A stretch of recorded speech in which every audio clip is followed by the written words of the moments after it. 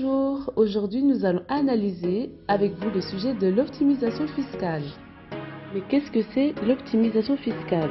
C'est un moyen légal de réduire les charges fiscales d'une entreprise ou d'un particulier en se servant des dispositions avantageuses de la loi sans se mettre en infraction avec les lois dans le pays.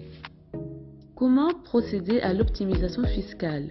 Il faut faire appel à des experts comptables, des fiscalistes ou des conseillers en gestion de patrimoine qui élaborent la stratégie patrimoniale.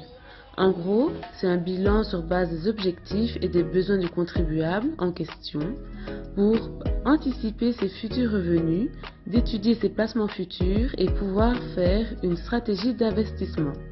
Et donc, les professionnels peuvent déceler les taxes élevées afin de les contourner légalement.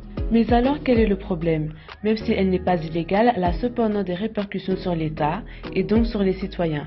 Lorsque des multinationales préfèrent les paradis fiscaux, l'État récolte moins d'argent via les impôts. Et avec moins d'argent dans les caisses, il lui reste deux solutions: dépenser moins ou augmenter les impôts des citoyens. Le plus alarmant, c'est que l'État taxe à peine ces multinationales de peur qu'elles se délocalisent. Et lorsqu'elles le font, elles entraînent une baisse du PIB du pays d'origine. L'optimisation fiscale va donc créer une sorte d'inégalité entre les citoyens et les grosses entreprises. Donc, si c'est légal, faut-il contrer l'optimisation fiscale?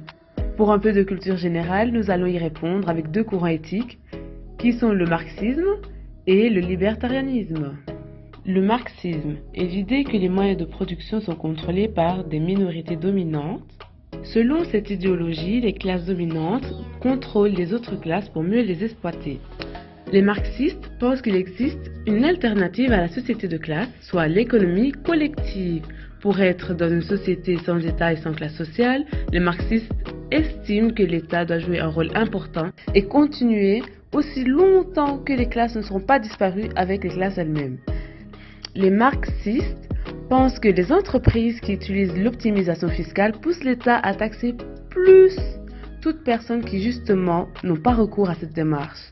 En effet, les entreprises dominantes payent moins d'impôts, ce qui provoque l'inégalité des classes sociales. En gros, les pauvres deviennent plus pauvres et les riches plus riches.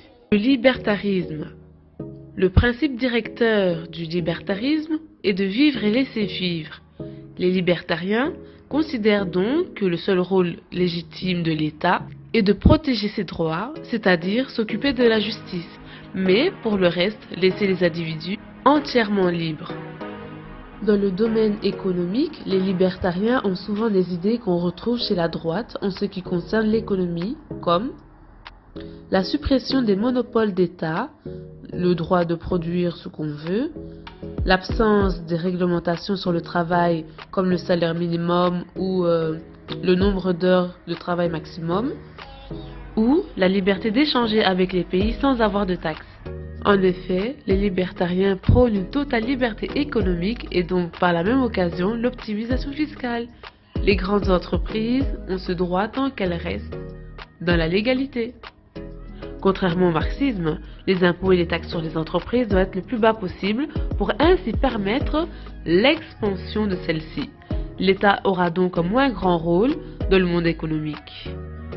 L'optimisation fiscale devient donc moralement et légalement correcte. En conclusion, les libertariens pensent que les entreprises devraient faire ce qu'elles veulent sans être taxées, sauf si cela leur profite, et les marxistes pensent que l'État devrait plus les contrôler pour avoir moins d'inégalités entre les classes sociales. Et toi, qu'en penses-tu?